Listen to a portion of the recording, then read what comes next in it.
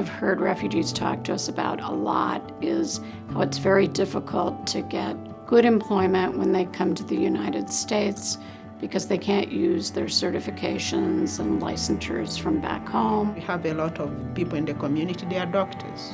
We have nurses, we have engineers, but they cannot work according to their professions, so they go and get minimum wage jobs to survive. We had community leaders from 8 different refugee communities. So what we really did was think a lot about how to build capacity for the community champions, talking to them about how to use their voice to advocate for their communities. When I get selected, I feel like this is a big responsibility to help my community to bring their voice in and help them to navigate their way. Being selected meant a lot to me because I would go out there to my community and share with them what we were doing so they could be involved in this work.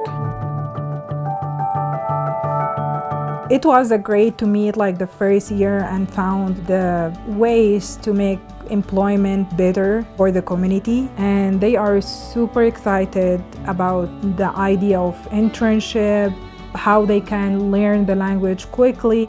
It's very difficult to change a policy, but through this grant, I feel like we can move the barrier. That's what we are doing with this work, being our own advocates and advocating for the community that we represent. This is incredible how people are going through so many things and they are still making it here. And the difficult part during that process, COVID came in. So these gatherings of meeting together with the community members, it wouldn't happen. Through COVID, it was very challenging time for most of the community, especially the Arabic speaker, like working from home, communicate through a Zoom meeting. We have to find creative ways to meet and to keep doing the work we were doing. And by that time, it was very important to focus on the needs of the community. They also presented their ideas to the City Council and the Commission of Immigrants and Refugees, and their ideas for solutions for that were included in the City Integration 10-year plan. Really lifting up those voices for people who don't usually have a voice at the table.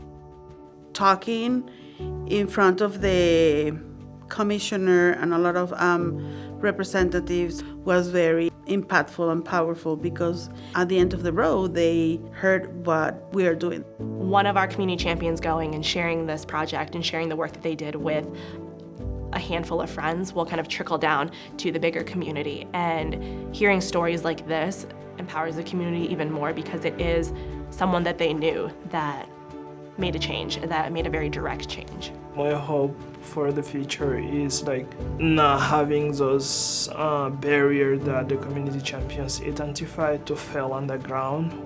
We need a result.